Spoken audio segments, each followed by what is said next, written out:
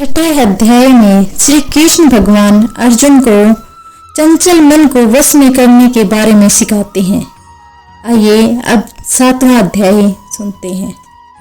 उसके उपरांत श्री कृष्ण भगवान बोले, हे पार्थ, तू मेरे में अनन्य प्रेम से आसक्त हुए मन वाला और अनन्य भाव से मेरे प्राण योग में लगा हुआ मुझको संपूर्ण विभूति, बल, ऐश्वर्य आदि गुणों से युक्त सबका आत्म रूप जिस प्रकार संशय रहित जानेगा उसको सुन। मैं तेरे लिए इस रहस्य सहित तत्व ज्ञान को संपूर्णता से कहूंगा कि जिसको जानकर संसार में फिर और कुछ भी जानने योग्य शेष नहीं रहता।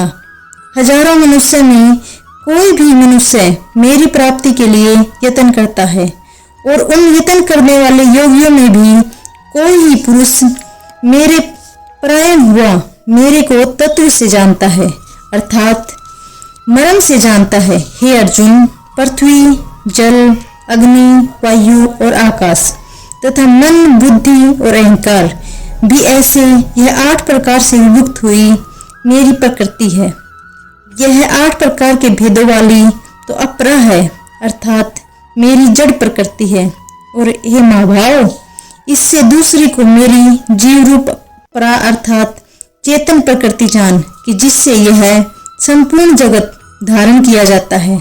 हे अर्जुन, तू ऐसा समझ कि संपूर्ण भूत इन दोनों प्रकृतियों से ही उत्पत्ति वाले हैं और मैं संपूर्ण जगत का उत्पत्ति तथा प्रलय रूप हूँ, अर्थात संपूर्ण जगत का मूल कारण हूँ। इसलिए हे धनंजय, मेरे से सिवा किंचित मात्र भी दूसरी वस्तु नहीं है। यह संपूर्ण जगत सूत्र में सूत्र के मणियों के सदृश मेरे में गुथा हुआ है।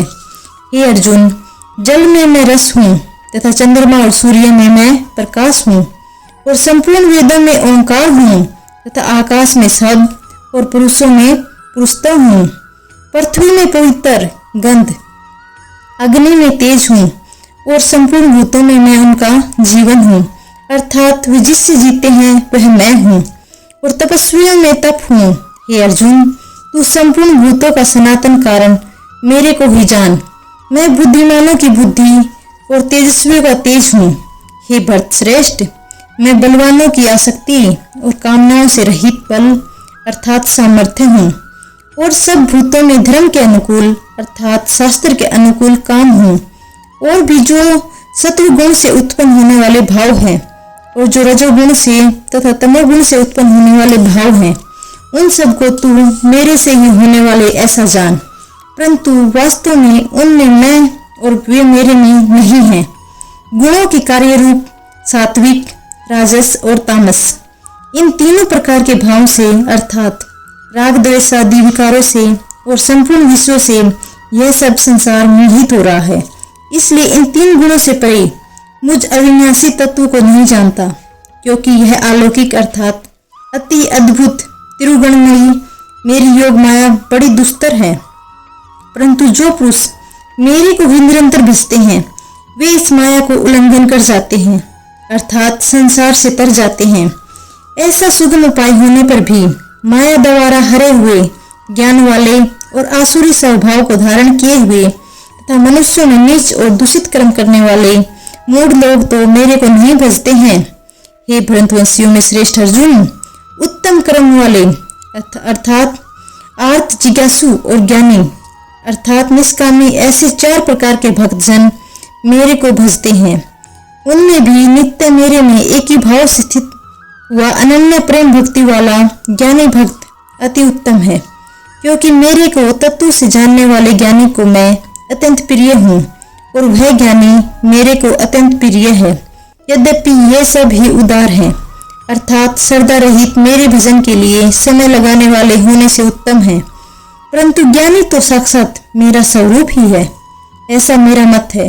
क्योंकि वह स्थिर बुद्धि ज्ञानी भक्त अति उत्तम गति स्वरूप मेरे में ही अच्छी प्रकार स्थित है, जो बहुत जन्मों के अंत तक जन्म में तत्व ज्ञान को प्राप्त हुआ ज्ञानी सब कुछ वासुदेव ही है, अर्थात वासुदेव के सिवा अन्य कुछ है ही नहीं। इस प्रकार मेरे को भजता है वह महात्मा अति दुर्लभ है। हे अर्जुन, जो विशाख युक्त पुरुष है वे तो अपने स्वभाव से प्रेय हुए तथा उन भोगों की कामना द्वारा ज्ञान से भ्रष्ट हुए। उस नियम को धारण करके अर्थात जिस देवता की पूजा के लिए जो जो नियम लोक में प्रसिद्ध है, उस नियम को धारण करके अन्य देवताओं को भजते हैं अर्थात पूजते हैं। जो जो सैकामी भक्त जिस देवता के स्वरूप को श्रद्धा से पूजना चाहता है, उस भक्त की मैं उस ही देवता के प्रति श्रद्धा को स्थिर करता हूँ। वह पुरुष उस श्रद्धा से युक्त हुआ उस देवता के पूजन की चेष्टा करता है और उस देवता से मेरे द्वारा ही विधान किए हुए उन इच्छित भोगों को निसंदेह प्राप्त होता है। परंतु उन अल्प बुद्धि वालों का वह फल नाशवान है तथा वे देवता को पूजने वाले देवताओं को प्राप्त होते हैं और मेरे भक्त चाहे जैसे ही भजे शेष में वे मेरे को ही प्राप्त होते हैं। ऐसा होने पर भी सब मनुष्य मेरा भजन नहीं करते।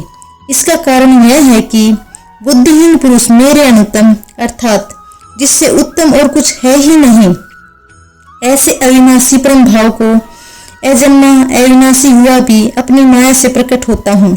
ऐसे प्रभाव को तत्व से न जानते हुए मन इंद्रियों से परे मुझ सच्चिदानंद घन परमात्मा को मनुष्य की भांति जन्म कर व्यक्ति भाव को प्राप्त हुआ मानते हैं। अपनी योग माया से छिपा हुआ मैं सबको प्रत्यक्ष नहीं होता हूँ। इसलिए यह अज्ञानी मनुष्य मुझ जन्म रहित अविनाशी परमात्मा को तत्व से नहीं जानता है अर्थात मेरे को जन्मने मरने वाला समझता है। हे अर्जुन, पूर्व में व्यतीत हुए और वर्तमान में स्थित तथा आगे होने वाले सब भूतों को मैं जानता हूँ, परंतु मेरे को कोई भी श्रद्धा भक्ति रहित पुरुष नहीं जानता। क्योंकि हे भरतवंशी अर्जुन, संसार में इच्छा और द्वेष से उत्पन्न हुए सुख दुखादि द्वंद्व रूप मोह से संपूर्ण प्राणी अति अज्ञानता को प्राप्त हो रहे हैं। परंतु निष्काम भाव से श्रेष्ठ कर्मों का आचरण करने वाले जिन पुरुषों का पाप नष्ट हो गया है, वे राग द्वेषादि द्वंद्व रूप मोह से मुक्त हुए और दृढ़ निश्चय वाले पुरुष मेरे को सब प्रकार से भजते हैं। जो मेरे शरण होकर जरा और मरण से छुटने के लिए यत्न करते हैं, वे पुरुष उस ब्रह्मा को तथा संपूर्ण अध्यात्म को संपूर्ण कर्म को जानते हैं।